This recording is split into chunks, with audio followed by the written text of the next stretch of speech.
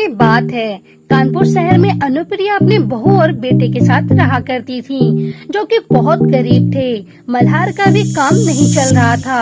अनुप्रिया भी कल्याणी को ताने मारती रहती थी कि जब से तू आई है तेरी वजह से ही मल्हार का काम नहीं चलता और घर में भी इतनी ज्यादा मनहूसियत छाई हुई है। कल्याणी अपनी सास की ये सारी बातें सुनकर काफी दुखी हो जाती थी और चुपचाप वहाँ से रोते हुए चली जाती थी और मन ही मन सोचती रहती कि क्या माँ जी सही कह रही हैं, मेरी वजह से ही सब कुछ हो रहा है, उनका काम नहीं चल रहा। जब वो ये सब सोच रही थी तभी मल्हार उसके पास आकर उससे पूछता है कि कल्याणी क्या हुआ, तुम इतनी परेशान क्यों हो। तब कल्याणी कहती है कि कुछ नहीं, वो बस कुछ सोच रही थी। तब मल्हार कहता है कि ज्यादा सोचो मत और माँ की बातों पर ध्यान मत दो, तुम्हारी वजह से ऐसा कुछ नहीं हुआ, जल्दी सब कुछ ठीक हो जाएगा। मल्हार की सारी बातें सुनकर कल्याणी शांत हो जाती हैं और मल्हार को बोलती हैं थैंक यू मुझे समझने के लिए। इतना कहकर कल्याणी किचन में काम करने चली गई और मल्हार भी बाहर चला गया। पर जब कल्याणी किचन में खाना बना रही थी, उनके साथ अनुप्रिया वहाँ पर आ गई और कहने लगी अभी तक खाना नहीं बनाया, तुझसे एक काम ढंग से नहीं होता, ये नहीं कि खाना तो टाइम से दे दे।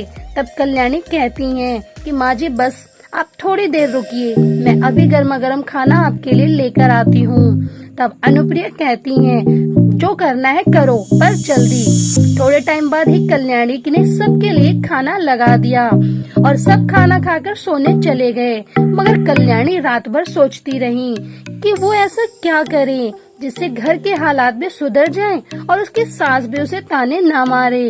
अब वो सोचती हैं कि क्यों ना मैं एक जूस का ठेला लगा लूं और उस पर लोगों को ताजा जूस बना कर दूं। इससे लोगों की सेहत तो बनेगी ही, साथ ही हमारे घर के हालात भी सुधर जाएंगे और माँ जी को भी कोई दिक्कत नहीं होगी। ये सब सोचते सोचते वो सो गई। अगले दिन वो मल्हार से कहती है कि सुनो, मैंने सोचा है कि क्यों ना मैं जूस का ठेला लगाऊं। तब मल्हार कहता है कि जरूर, मैं तुम्हारा इसमें सपोर्ट करूँगा। इतना कहने के बाद मल्हार के सपोर्ट से कल्याणी ने एक जूस का ठेला लगाया और जूस बेचने लगी।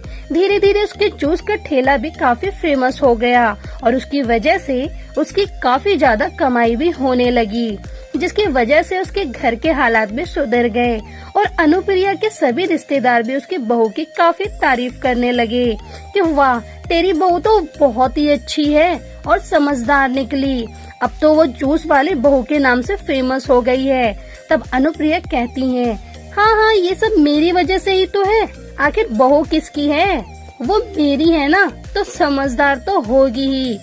रिश्तेदारों से सारी बातें सुनने के बाद अनुप्रिया काफी खुश हो गई और जब शाम को कल्याणी घर वापस आई तो अनुप्रिया की काफी तारीफ करने लगी और कहने लगी कि बहू तुमने तो मेरा नाम काफी ऊंचा कर दिया है और हाँ, मुझे माफ कर दो जो भी मैंने तुम्हारे साथ किया है।